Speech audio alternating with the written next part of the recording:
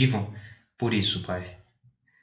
Que nós tenhamos toda a reverência e levamos com toda a seriedade, Pai, e com todo o temor a Tua palavra. Em nome de Cristo Jesus, eu te peço essas coisas. Amém.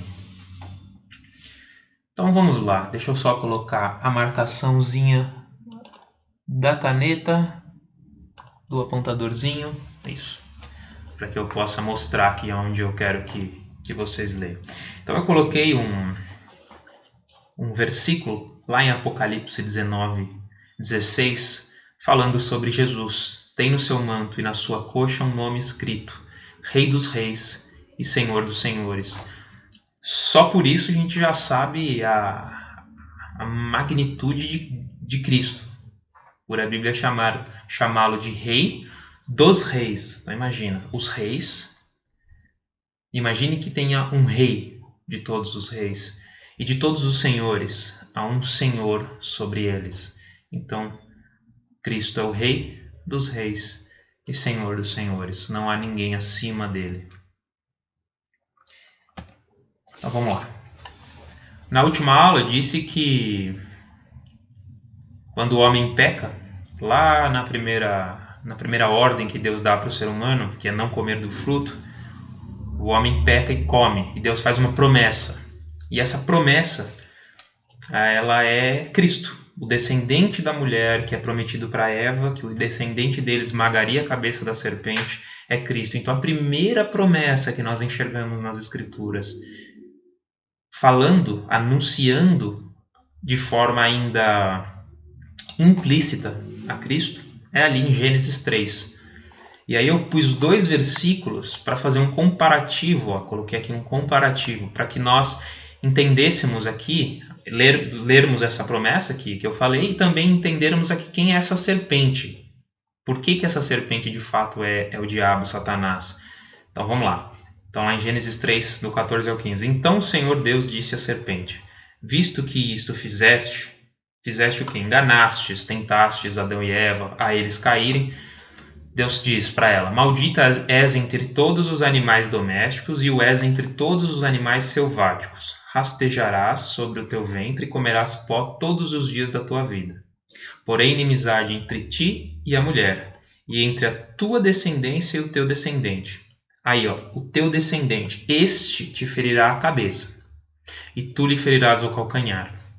Então está mostrando que a serpente ia ser ferida, ela ia ferir de alguma forma, mas o calcanhar. Agora, o descendente ia ferir a cabeça da serpente. A cabeça é o que eu falei na última aula sobre o pecado, que é uma forma de destruição. Pisou na cabeça da serpente, esmagou a serpente. Então essa serpente aqui, de Gênesis 3, que eu coloquei em vermelho para frisar, nós vamos enxergar a explicação da própria Bíblia de quem é ela. Então vamos lá, em Apocalipse 20, do 1 ao 3, do primeiro ao último livro da Bíblia. Então vi descer do céu um anjo, que tinha na mão a chave do abismo e uma grande corrente. Ele segurou o dragão. Quem é o dragão? A antiga serpente, olha lá, a antiga serpente, que é o diabo, Satanás, e o prendeu por 1000 anos. Então a Bíblia mostra que aquela serpente, lá no começo de tudo, que tentou Adão e Eva, que os fez pecar, que estava tentando já destruir toda a comunhão que o ser humano tinha com Deus, era Satanás. E aí, lançou-o no abismo, fechou e pôs um selo sobre ele, para que não mais enganasse as nações até se completarem os 1000 anos. Depois disso, é necessário que ele seja solto por pouco tempo.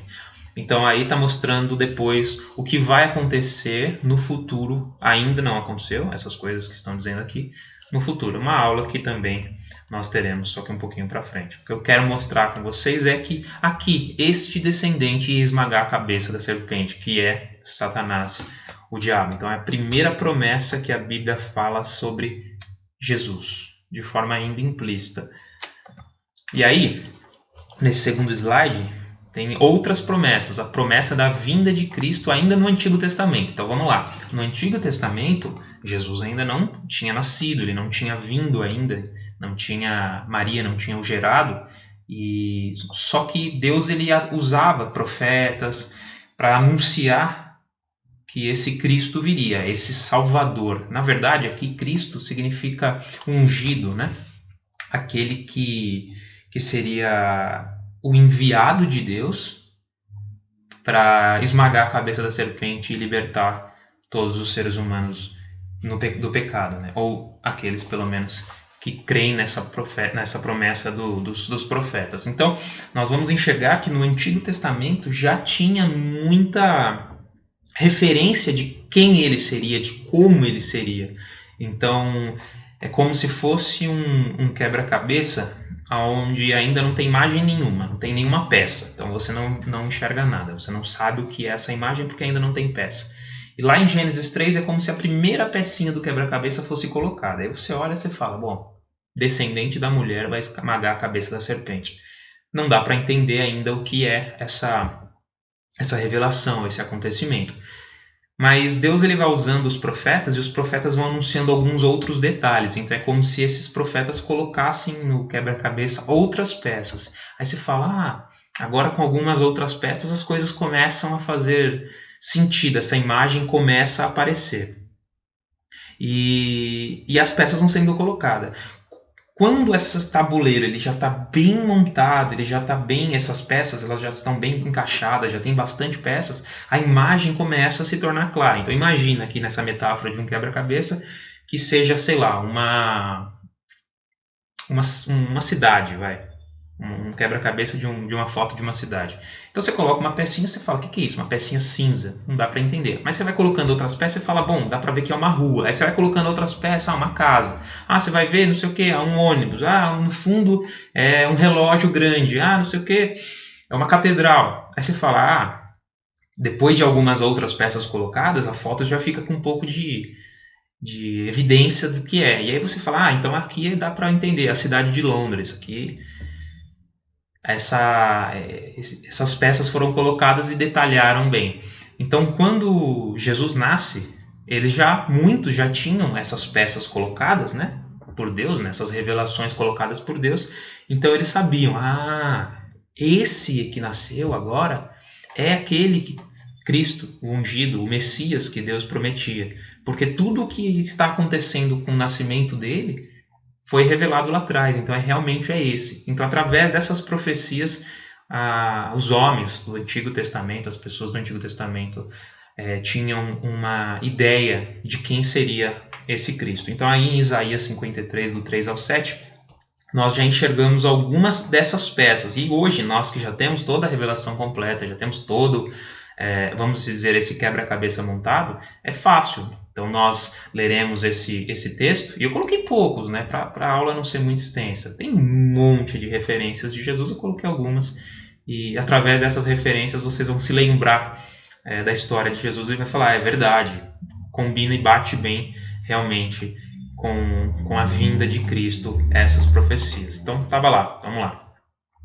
Então está dizendo aqui, era desprezado e o mais rejeitado entre os homens, homem de dores, e que sabes o que é padecer, e como um de quem os homens esconde o rosto, era desprezado e dele não fizemos caso. Então aqui mostra claramente o desprezo que Jesus sofreu quando veio nessa terra, principalmente pelos fariseus, né, pelos judeus religiosos da época. Certamente ele tomou sobre si as nossas enfermidades e as nossas dores levou sobre si. Então claramente mostra que esse prometido até então, né, porque eles não sabiam quem era, Jesus ainda não tinha vindo, ele levaria sobre ele as nossas enfermidades. O que é isso, enfermidades? O nosso pecado. O nosso pecado estaria sobre ele. E as nossas dores levou sobre si. Levou sobre si aonde? Na cruz. Morreu na cruz pelos nossos pecados. E nós o reputávamos por aflito, ferido de Deus e oprimido. Mas ele foi transpassado pelas nossas transgressões e moído pelas nossas iniquidades. Foi exatamente isso que aconteceu na cruz. Ele foi traspassado pelos nossos pecados, tanto pelos homens, com os cravos, né, com os pregos nas mãos e no pé, quanto por Deus, né, que aí fala moído pelas nossas iniquidades. Na cruz, Deus ele queima, no linguajar metafórico também, aquele sacrifício que estava na cruz por nós. Então Deus ele esmaga Jesus de uma forma tão grande, de uma forma tão opressora, que Jesus sofre sobre si os pecados de todos aqueles que creram nele e que creriam nele, assim como nós. Então nós viemos depois que aconteceu isso, mas os nossos pecados foram castigados, foram pagos em Cristo na cruz há 2000 anos atrás, aproximadamente, um pouquinho mais de 2000 anos atrás, um pouquinho menos de 2000 anos atrás. E então ele estava carregando sobre si, assim moído pelas nossas iniquidades. Então, repetindo, foram as iniquidades das pessoas daquela época que criam nele, das pessoas que lá atrás, antes dele vir aqui, aquelas pessoas que ouviam isso aqui de Isaías, bem antes de Jesus vir, que acreditavam nessas promessas, os pecados deles foram pagos por Cristo na cruz. Então, os pecados daqueles que criam nas promessas de Cristo antes dele vir, durante ele, quando ele veio, e depois dele, que somos nós. Todos os pecados de todas essas pessoas, antes, durante e depois de Cristo, foram castigados em Jesus naquela cruz. Continuando aqui, ó, o castigo que nos traz paz estava sobre ele, e pelas suas pisaduras fomos sarados. Tá vendo? Então, nós, através de tudo que aconteceu nele, somos sarados das nossas transgressões ou dos nossos pecados. Todos nós andávamos desgarrados, como ovelhas. Lembra que eu falei na última aula também que o pecado faz separação entre o ser humano e Deus, entre nós e Deus? Então, nós estávamos perdidos, como ovelhas sem pastor, sem ninguém. Olha lá, cada um se desviava pelo caminho, mas o Senhor fez cair sobre ele a iniquidade de todos nós. Ele foi oprimido e humilhado, mas não abriu a boca. Como o cordeiro foi levado ao matadouro, à cruz, e como uma ovelha muda perante os seus tosqueadores, ele não abriu a boca. Então, se você lembra da trajetória de Cristo, sofrendo, apanhando, sendo caluniado, levando ao julgamento, recebendo a condenação de morte de cruz, caminhando, tomando chicotadas até a cruz, em nenhum momento reclamou, em nenhum momento xingou, em nenhum momento cirou, e sempre como uma ovelha muda foi levado ao matadouro. Então, Isaías 53, eu pus só do versículo 3 ao 7, é riquíssimo o capítulo inteiro, né? Eu não coloquei aqui, mas depois vocês podem ler. Mostra exatamente toda a obra de Cristo indo para a cruz, tudo que ele fez por nós. Então, as pessoas que ouviam isso na época tinham uma ideia de como seria. Então, quando aconteceu isso, muitas pessoas, como eu falei, se lembravam disso. E aí viram que realmente esse era o enviado de Deus para acontecer isso, para salvar, apagar as transgressões e os castigos que estavam sobre nós. Então lá. Agora pus outras 3 referências aqui, onde tem algumas outras características também. Lá em Miqueias 5, do 5, versículo 2. Ó. E tu, Belém, Efrata, lembra de onde Jesus nasceu? Em Belém? Pequenina demais para figurar como grupo de milhares de Judá. De ti me sairá o que há de reinar em Israel. Olha lá. E cujas origens são desde os tempos antigos, desde os dias da eternidade. Então vamos lá. Aqui fala algumas coisas. Fala que em Belém sairá aquele que reinará em Israel. Então Jesus, quando nasce, nós sabemos que foi na pequena cidade de Belém. E as suas origens são desde os tempos antigos, desde os dias da eternidade. Lembra na aula que nós falamos sobre Deus? Deus ele é o único que habita desde a eternidade, ou na verdade na eternidade, né? Porque Deus é o único que habita fora do tempo. E esse aqui, que a Bíblia está falando, ele nasceria em Belém, tá? Então ele vai nascer, só que ele vai nascer na terra, de forma física. Mas na verdade ele já é antes da eternidade. Então em Miqueias já dá nesse versículo já dá outras referências. Caramba, como que um ser humano, até então normal, vai ser desde a eternidade? Logo, ele não é um ser humano normal. Lá em Isaías 7, do versículo 14, ó, portanto, o Senhor mesmo vos dará um sinal. Eis que a virgem conceberá e dará à luz um filho e lhe chamará Emanuel. Então, calma aí, outras coisas. Como que uma virgem conceberá e dará luz a um filho? Paradoxo, não tem como uma virgem conceber um filho. Mas aqui está dizendo que é o sinal que Deus os dará. Então, quando Maria, que ainda era virgem, não tinha casado com Moisés, com José, ela diz para José que estava grávida. Lembra que José nem acredita? E aí ele vai orar, ele ora, e aí Deus fala num sonho para ele: não, ela é virgem mesmo, o filho é meu, é do Espírito Santo. Então, quando as pessoas ouviram que a virgem deu um filho, elas lembraram: bom, mas está escrito lá em Isaías, lá nos rolos. Eles não tinham a Bíblia colocada toda em ordem, bonitinha como a gente, mas eles tinham os rolos, principalmente nos templos, os religiosos, os sacerdotes, os escribas tinham esses rolos escritos. Então, se eles forem lá em Isaías, eles vão falar: nossa, aqui a Bíblia está falando que realmente a virgem vai conceber e vai dar a luz a um filho. E lhe chamará Emanuel. Emanuel, a Bíblia ela é muito... Os nomes bíblicos eles têm muitos significados, eles têm significados. Então, normalmente nós temos que entender qual é o significado. E o significado de Emanuel é Deus conosco. Então pensa, se eu pegar o versículo acima aqui, que eu pus de Miqueias, está falando que vai nascer em Belém alguém que é desde a eternidade. E depois que esse receberá um nome ou um título de Emanuel, significa o quê? Deus conosco. Então Deus vai nascer, porque Ele é o único que é desde a eternidade. E de uma virgem. Então você está vendo como é como se eu tivesse colocado várias peças já nesse quebra-cabeça e agora fica muito mais clara a imagem? Mas tem mais ali ó, que eu pus. Isaías 9, do versículo 6 e 7. Porque um menino nos nasceu, um filho se nos deu, o governo está sobre os seus ombros e o seu nome será. Tudo isso com significado, né? Então o nome dele não é maravilhoso, mas o significado será maravilhoso, conselheiro, Deus forte, Pai da eternidade, príncipe da paz. Então ele é um maravilhoso conselheiro, ele é Deus forte, mais uma referência da divindade dele. Ele é Pai da eternidade, outra referência da divindade dele, Pai da eternidade, fora da eternidade. E príncipe da paz. Lembra no versículo anterior que nós receberíamos a paz através dos castigos que deveriam estar em nós foi para ele? Então,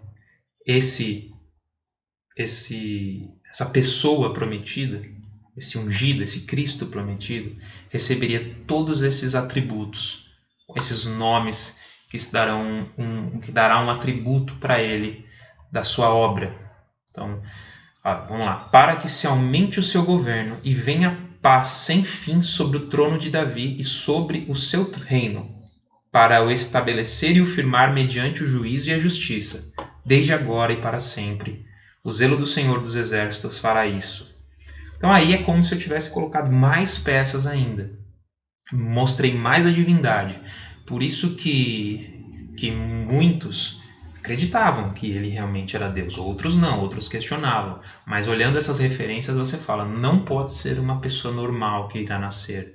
Só pode ser o próprio Deus se materializando, se encarnando na Terra para vir nos salvar. Então, naquele distanciamento que eu disse, onde o homem se separa de Deus porque peca, é como se Deus mesmo enviasse o seu Filho, pegasse esse homem e trazesse de volta. Então, é Deus que executa todas as coisas. É Deus que desce, que sai da sua glória, que desce à terra, que socorre os perdidos, traz os perdidos, cumpre tudo pelos perdidos, salva esses perdidos e reconcilia novamente com o Pai. Tudo foi obra de Deus. Nenhuma obra é nossa. Nós não fizemos nada para isso. Nós somos totalmente passivos em relação a toda essa obra que Deus nos fez para a nossa salvação. Então, como a gente já estava mais ou menos dentro desse assunto da divindade, que aí eu coloquei deidade de Cristo, que significa a divindade de Cristo. Agora, palavras do próprio Jesus, lá em João 10, versículo 30, Jesus diz: eu e o Pai somos um. Então, muitas pessoas elas ficavam malucas, elas não se conformavam, principalmente os fariseus não se conformavam que Jesus falava que ele era Deus. Como você é Deus?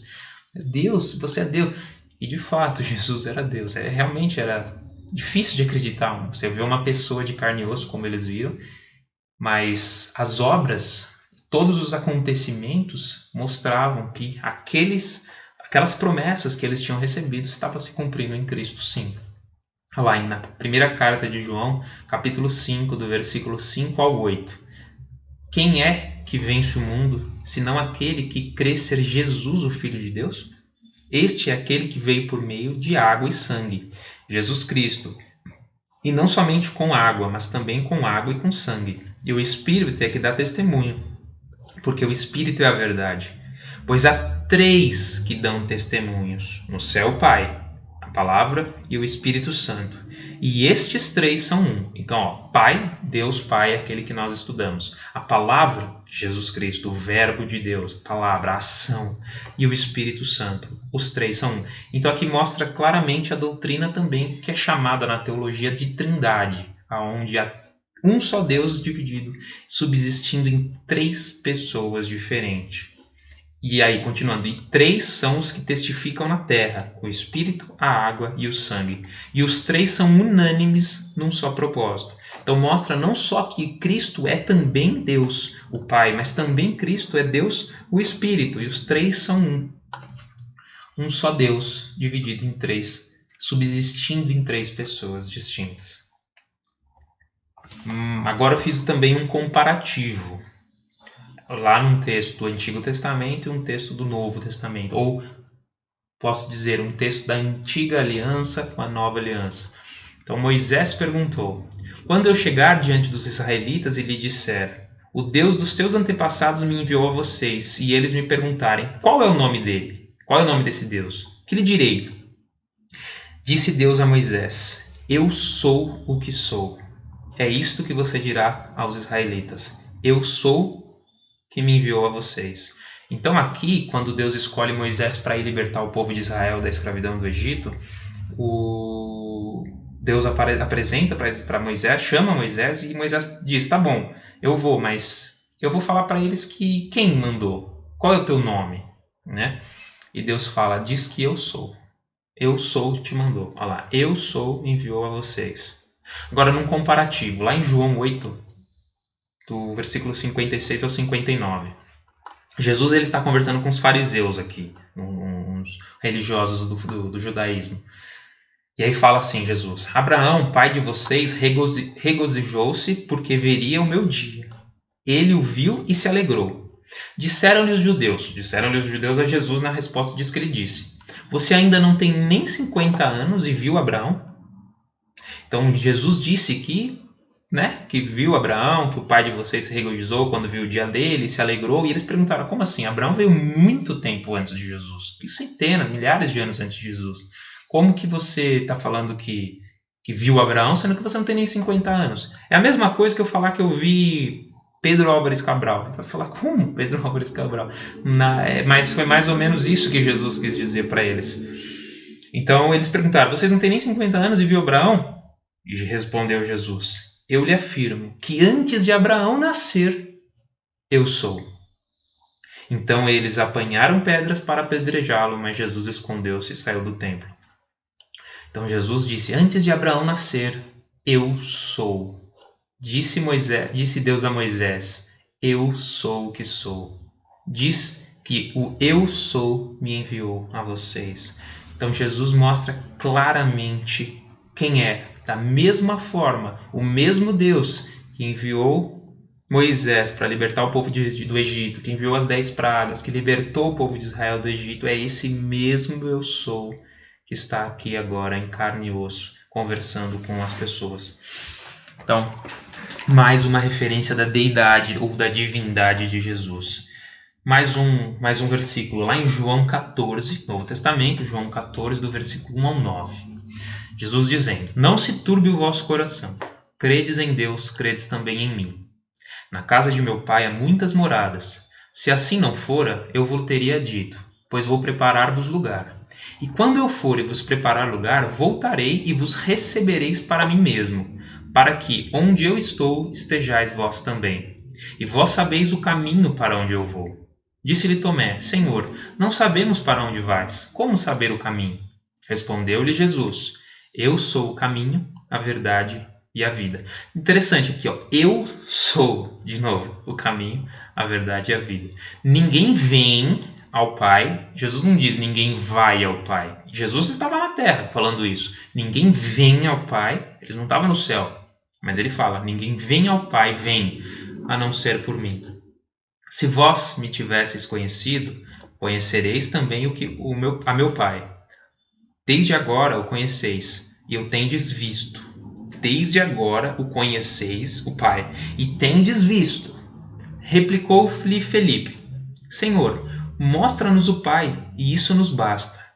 Então, o Felipe, aí, discípulo, seguidor de Cristo, diz para ele: mostra-nos o Pai, e isso nos basta. Disse-lhe Jesus: Felipe, há tanto tempo estou convosco, e não me tens conhecido? Quem vê a mim, vê o Pai. Como diz tu, mostra-nos o Pai? Imagine eles estavam conversando com Jesus e Jesus vai falando, que eles sabem o caminho do Pai, e aí Jesus usa essa referência de novo. Eu sou. Para bom entendedor, o eu sou já basta. O caminho, a verdade e a vida. E aí depois Felipe, mesmo sem entender, pergunta, mas mostra-nos o Pai, que isso já nos basta. Jesus queria falar, quer ver o Pai? Vem cá, que eu vou ir lá mostrar para vocês o Pai. Não. Jesus pega e fala, estive tanto tempo convosco e me diz, mostra-nos o Pai. Imagine a cara deles olhando para Jesus e fala assim, você então é o Pai? Imagine estar com o Pai na frente deles, o Criador de todas as coisas. E estava ali, na frente deles. Nós não temos ainda essa dádiva, mas teremos de ver Cristo, que é o Deus, face a face um dia. Mais um versículo. Agora esse também bem conhecido, olha lá. No mesmo livro, em João, capítulo 1, verso do 1 ao 14. Grava aqui, ó, esse primeiro versículo. No princípio era o verbo. Então vamos lá. No princípio de tudo. Ele está falando lá de Gênesis, no começo de toda a criação. No princípio era o verbo. O verbo é uma ação. É a palavra. Então no princípio era o verbo. E o verbo estava com Deus. E o verbo era Deus. O verbo. Existia o verbo. E o verbo estava com Deus. E o verbo era Deus. Ele estava no princípio com Deus.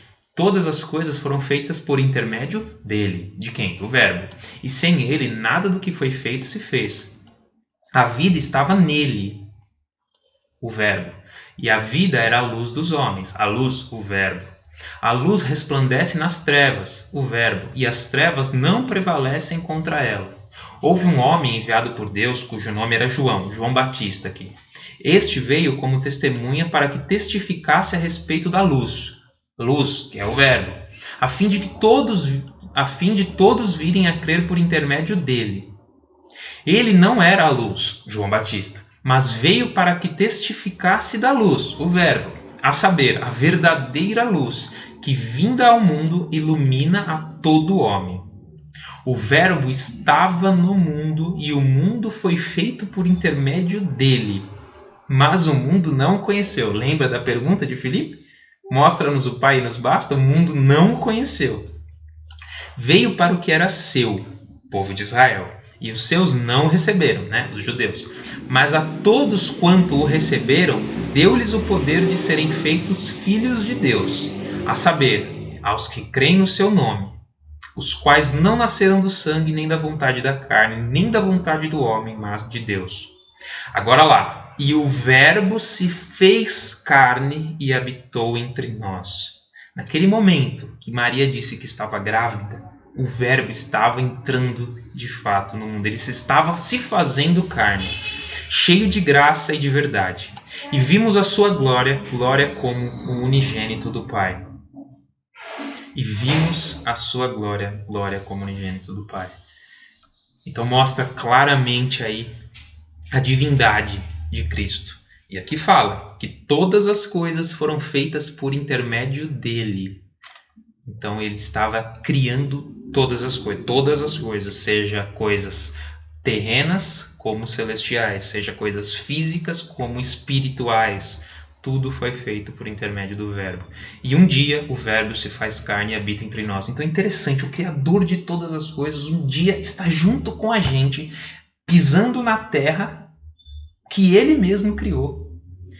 E olha que interessante, o Verbo, ele se encarna e se faz carne dentro do ventre de uma mulher que Ele mesmo criou.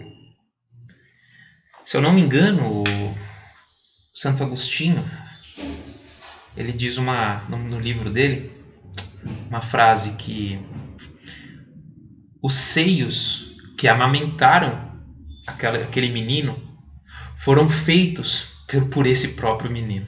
Então é interessante, imagine Cristo mamando em Maria. E aquele seio que estava alimentando aquele menino foi feito por ele, foi feito por esse menino.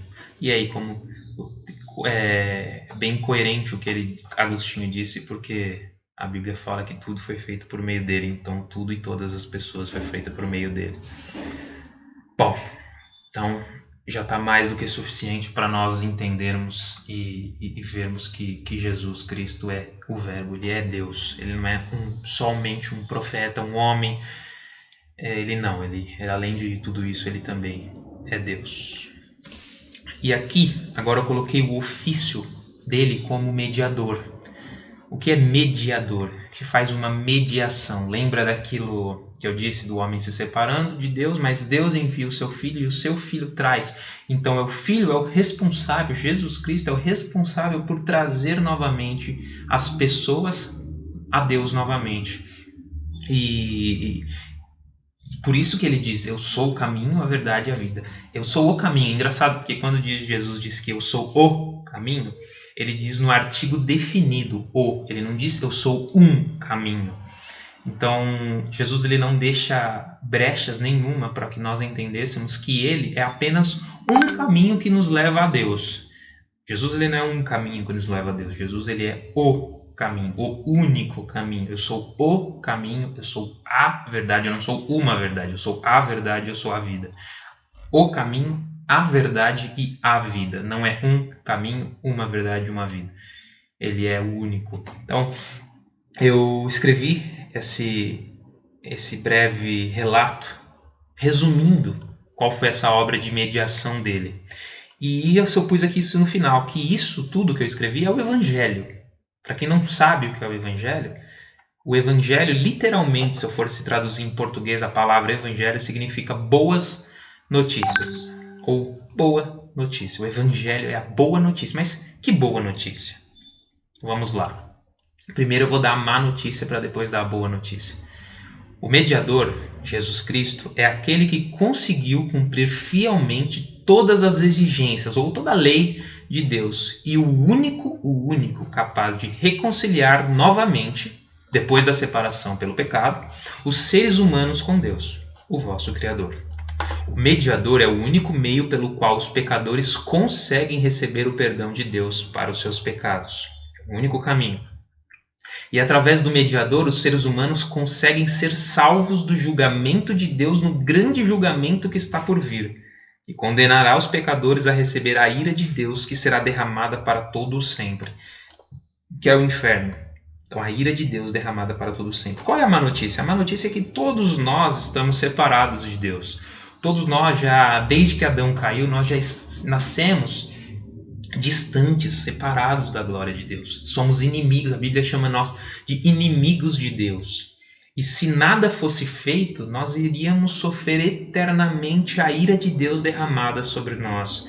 E isso é o inferno, a ira de Deus derramada eternamente sobre nós. Isso é uma má notícia. Mas a boa notícia, que é o Evangelho, é que os seus méritos, os méritos de Jesus, são transferidos àqueles que creem em seu nome.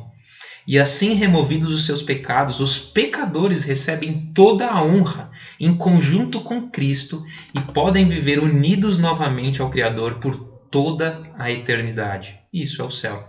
Então Jesus nos resgata do inferno e nos dá a condição de vivermos eternamente no céu.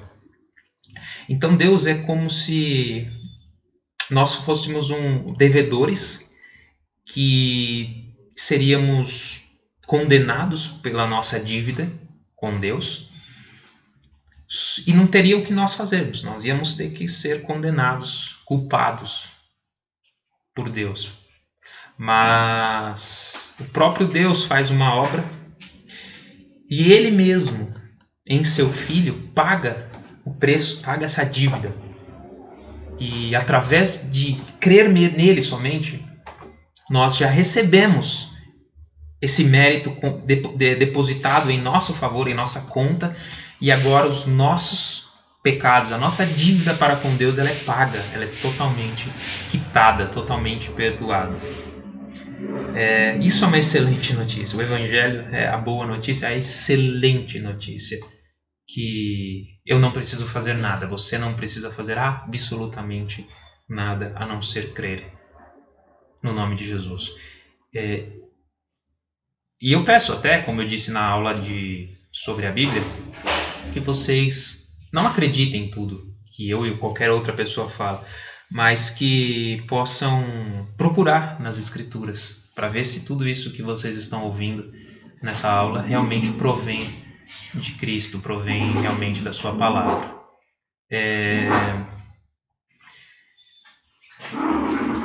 Então não me perguntem se há uma pergunta depois no final da aula.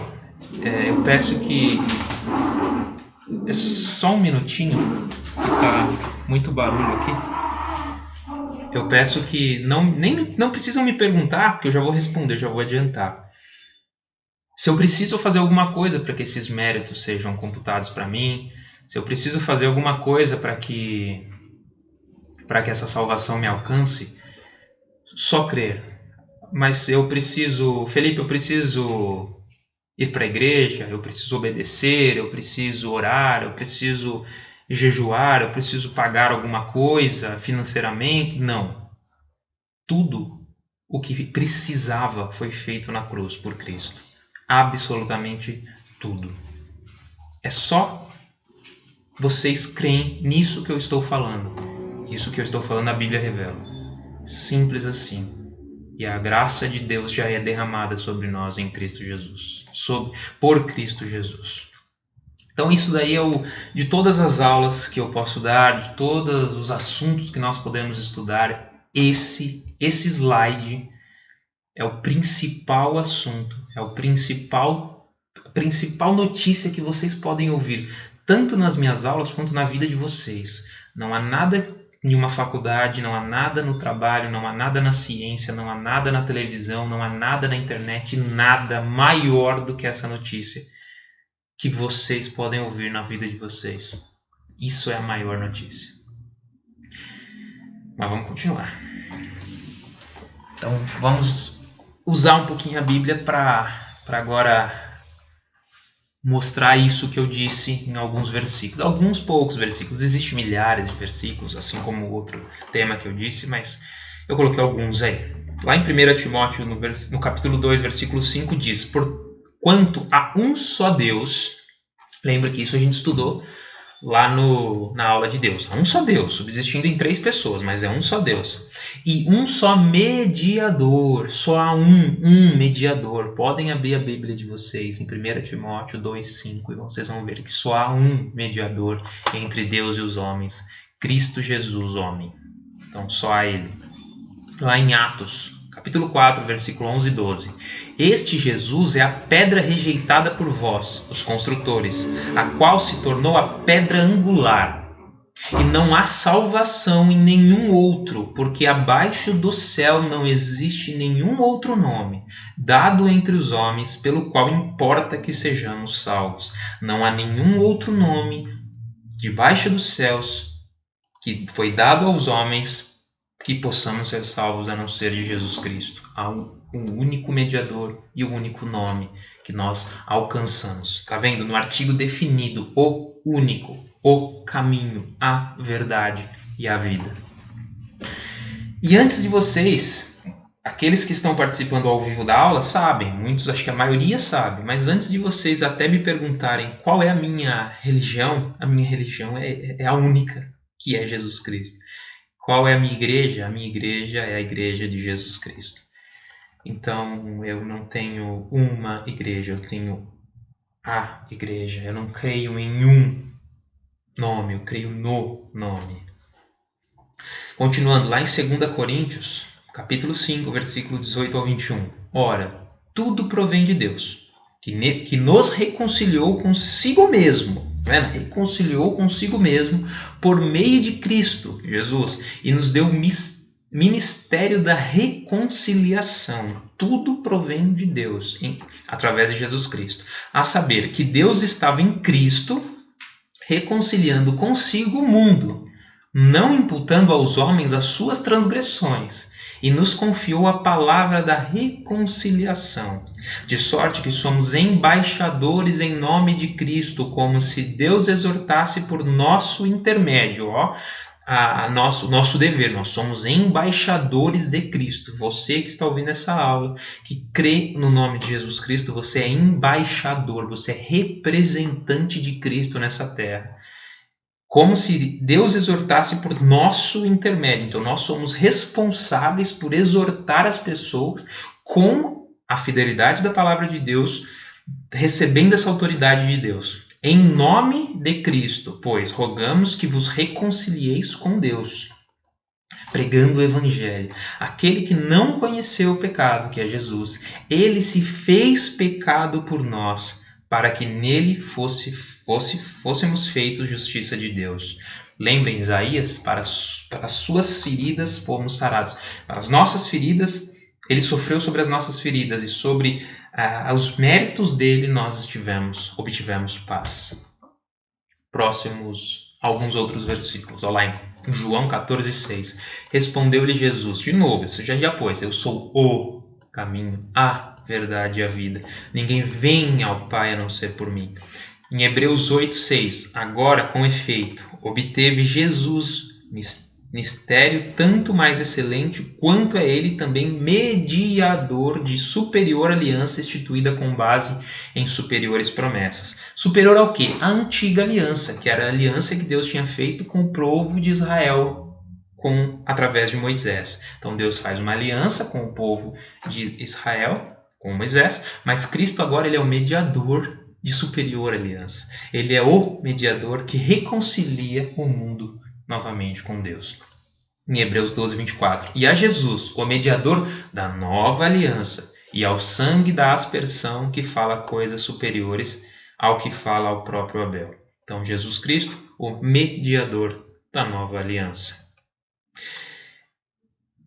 Bom, agora eu coloquei que Jesus é o único Salvador, o único caminho, mas também Jesus ele é o único Senhor para os cristãos. O que significa Senhor? O senhorio de Cristo sobre nós. Ele é o nosso, vamos dizer, o nosso líder. Ele é aquele que nós devemos ser devotos.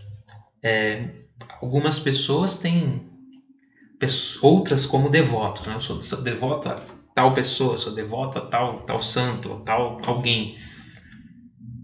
Mas se você for estudar ao pé da letra essa devoção, pessoas são devotas normalmente, né? Geralmente isso no ramo católico, apostólico ou romano, pessoas são devotas a outras pessoas que são devotas de Cristo.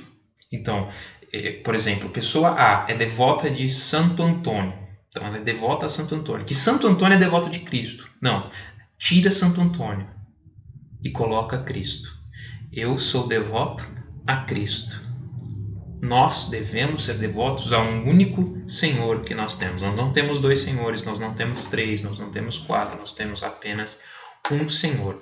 1 Coríntios 8, 5 ao 6. Porque ainda que há também alguns que se chamam deuses, quer no céu ou sobre a terra, como há muitos deuses e muitos senhores, todavia, para nós, há um só Deus, o Pai, de quem são todas as coisas e para quem existimos, e um só Senhor, Jesus Cristo, pelo qual são todas as coisas e nós também por ele. Então, há um só Deus e Pai, de quem todas as coisas existem, para quem todas as coisas, para quem são todas as coisas e para quem existimos, e um só Senhor, Jesus Cristo. Então, se eu perguntar para qualquer um, você é devoto de quem? única e exclusivamente sou devoto de Jesus Cristo, pelo qual são todas as coisas e nós também. Então a devoção, eu devo a minha vida, eu devoto a minha vida, eu dedico a minha vida, eu entrego a minha vida em obediência a um Senhor e me faço submisso a esse Senhor. E esse Senhor é o Senhor Jesus Cristo. Lá em Hebreus 1, do 1 ao 4. Havendo Deus outrora falado muitas vezes de muitas maneiras aos pais, pelos profetas, nesses últimos dias nos falou pelo Filho, a quem constituiu herdeiro de todas as coisas, pelo qual também fez o universo, o Filho, Jesus. Ele, que é o resplendor da glória e a expressão exata do seu ser. Ele, Jesus, é o resplendor da glória do Pai e a expressão exata do Pai, sustentando todas as coisas pela palavra do seu poder. Depois de ter feito a purificação dos pecados, a morte na cruz, assentou-se, lembra que ele, na praia com as pessoas, lá em Atos, relata que ele subiu as nuvens e foi ao Pai.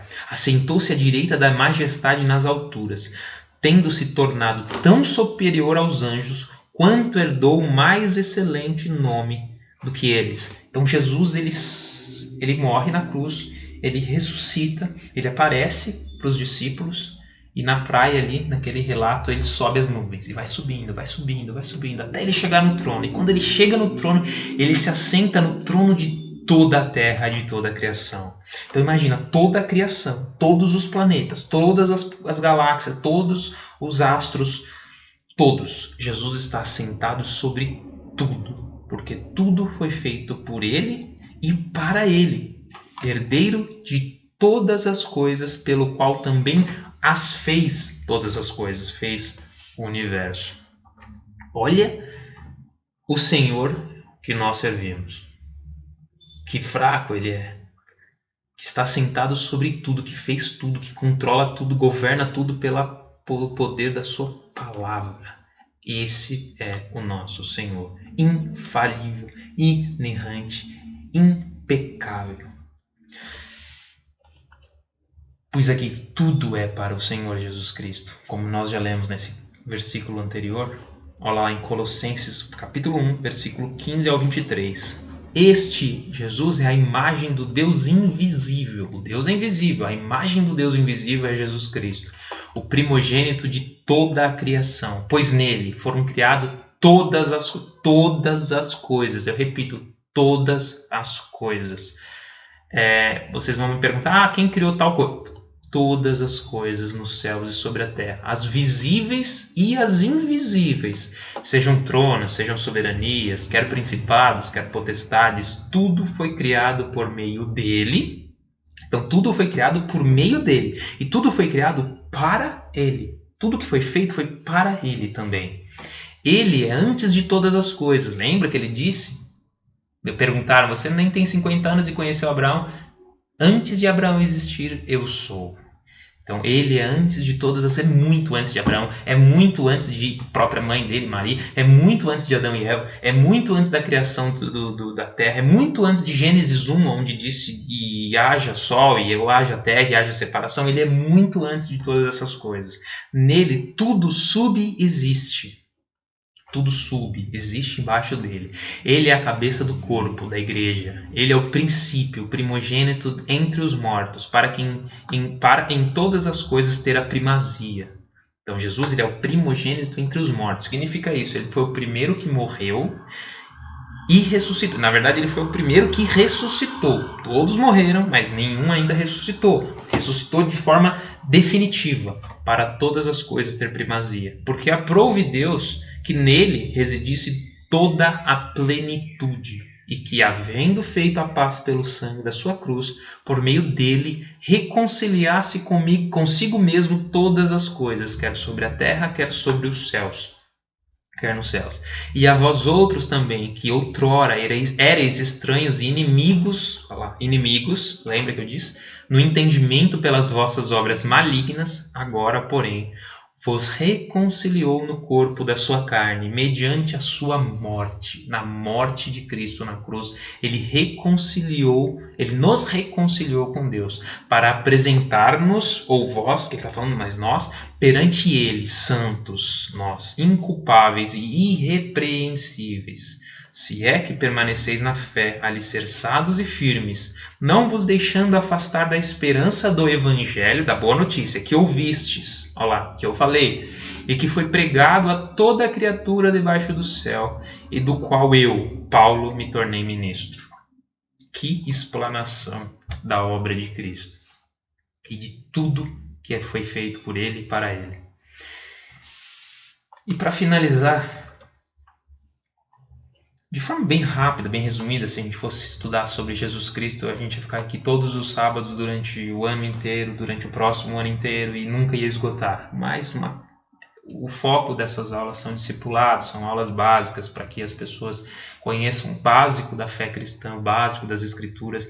E eu sempre falo que, infelizmente, a maioria das pessoas, talvez, que ouvem evangelhos por aí, ouvem a palavra por aí, anunciada em púlpitos, anunciada em televisões, em programas, é uma palavra falsa.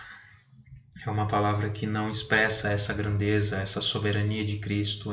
São palavras que muitas vezes colocam sobre nós a primazia de todas as coisas, sobre nós, que nós somos capazes, que nós somos merecedores, que nós somos dignos, que nós somos, vocês é bom, vocês... Não.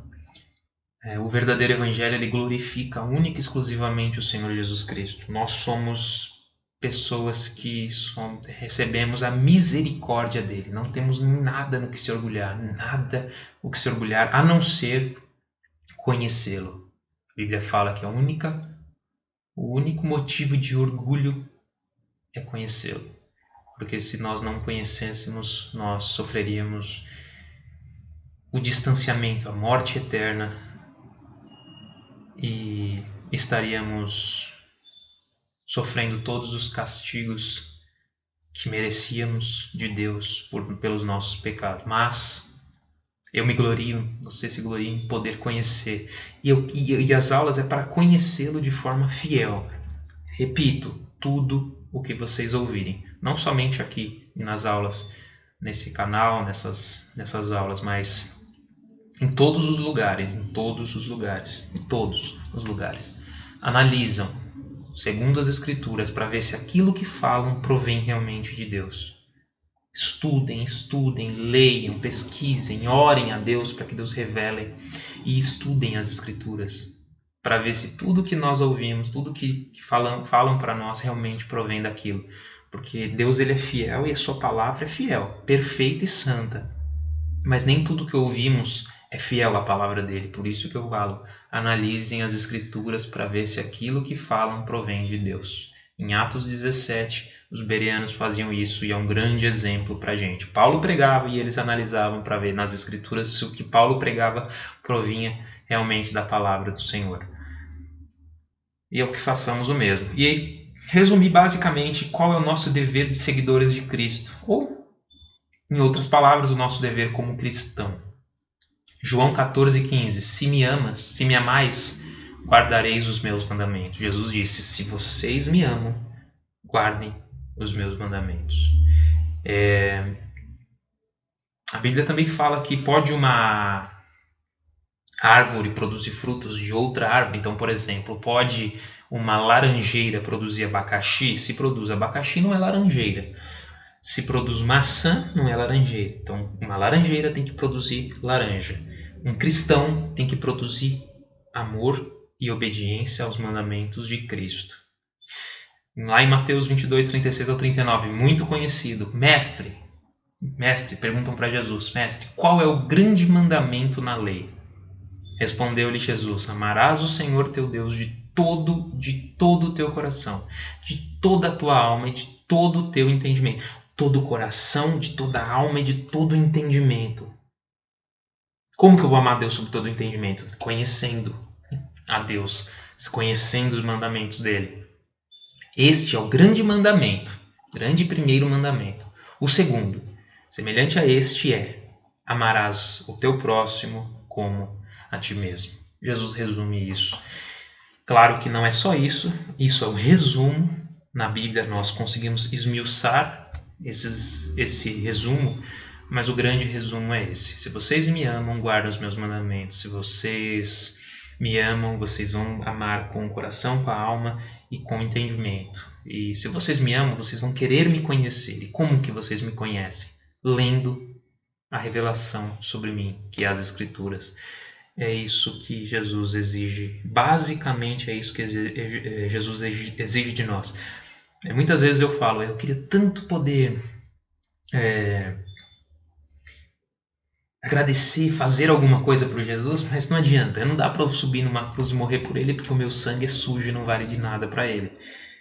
Como que eu posso fazer? Como que você pode fazer para agradá-lo, para agradecê-lo, para obedecê-lo e amá-lo? É isso, guardando os mandamentos dele. Assim, creio que Cristo se alegra conosco. Bom, chegamos no fim.